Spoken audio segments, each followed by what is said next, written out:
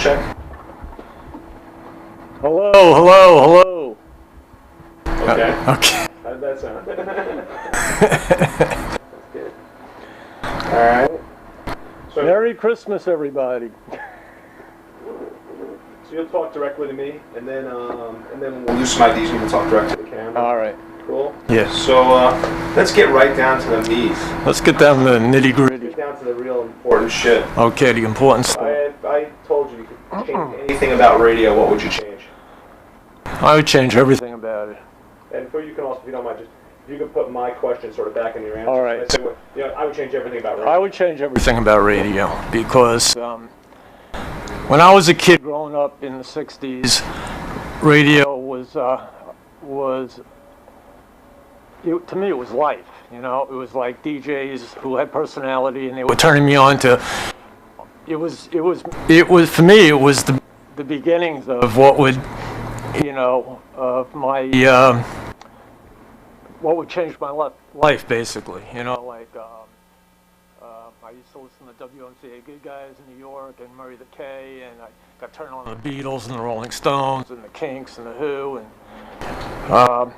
all the great music, you know. I mean, the 60s were probably the most influential time in the history of rock and roll music, you know. So many different styles and sounds from the early '60s, the girl groups, Phil Spector, the Ronettes, the Beatles, soul, you know, James Brown, and R&B, and then like the psychedelic period, and the Stooges, and the MC5, and the Doors. I mean, there was so much, and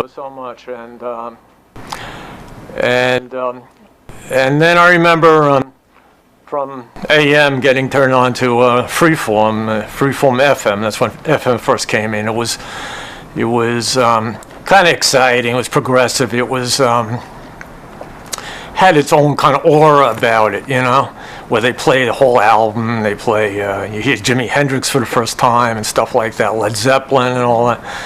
And then things started changing in. I guess in like the early '70s, you know, and because I remember like when the Ramones first came out, it was like kind of us versus them, you know what I mean? Almost where them was the big corporate artists, but it was radio who was like they didn't want to play anything new. They just wanted to stick to. The safe stuff, you know, like at the time it was corporate rock. It was Journey and Foreigner and Boston and Toto and the Eagles and Linda Ronstadt and Kansas and then there was disco music and it was Donna Summers and Don't Rock the Boat Baby and I remember them all, you know. Unfortunately, I mean, it was those few like pioneering types who, you know, would take a chance on a band like us, like Vince Scelsa and Dennis Elsis at WNEW, and then at LIR years later, and PIX too in New York, and Rodney KROQ in LA, and BCN in Boston. Oedipus, and you know, there were like a few like pioneers scattered here and there that were passionate about the music. You know what I mean? It wasn't strictly about big business. It was still about the music. You know what I mean? See, I feel there's a way for everyone to be able to make their quarters, but still be able to play. You know, like everything, like. Play the Beatles, play Motorhead, play U2, play Green Day and Offspring and Rancid and you know, whatever. I mean, I don't see why all these bands can't coexist. It's not even that it's not even the coexisting. It's like kids want to be turned on to stuff. Kids are disgusted with radio. I mean, kids are like brainwashed to like this stuff. They don't know any better, you know. I mean, I don't knock a lot of these people because I know they're fans of the Ramones.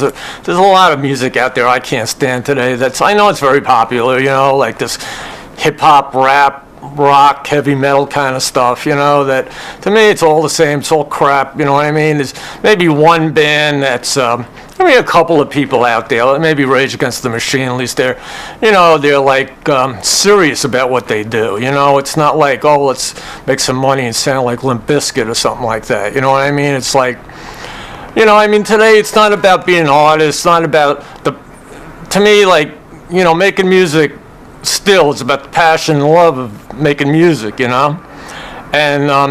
when I get when I hear something like that on the radio, which is rare, I mean, I'm in heaven, and when people ask me to DJ on the radio or at a club, I mean, I bring the MC5 and I bring all kinds of stuff, but I mean, I like to turn people on to new things, because that's what to me radio was all about, you know what I mean?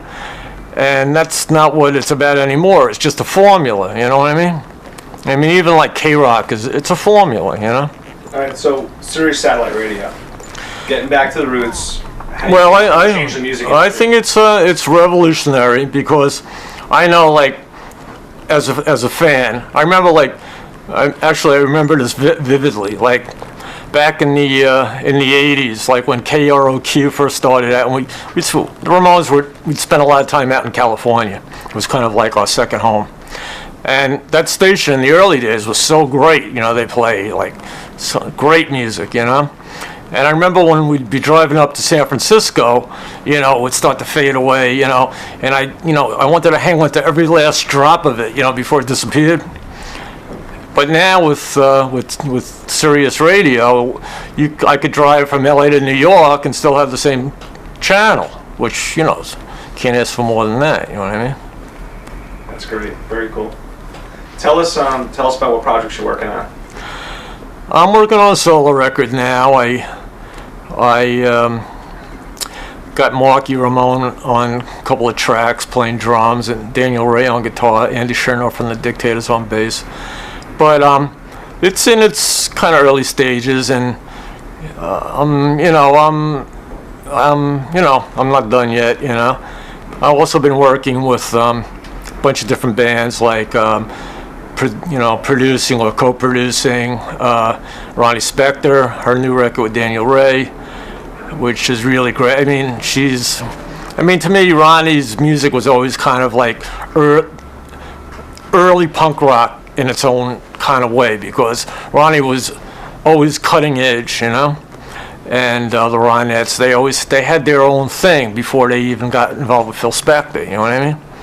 And she just blows me away. She gives me the chills. I mean, her voice and her attitude, But then there's a band called The Independents from South Carolina. They're into a kind of a horror punk ska kind of thing, and they're totally like over the top.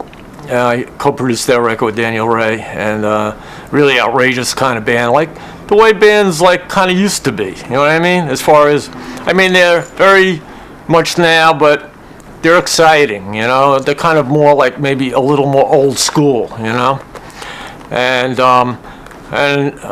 another band called Blackfire. They're a Navajo band. Navajo punk rock band that they mix kind of traditional with their roots with punk rock music, and they're very political, and it's just great stuff. It's just pure passion. It's just really great stuff. So, and I don't know. I'm always open for.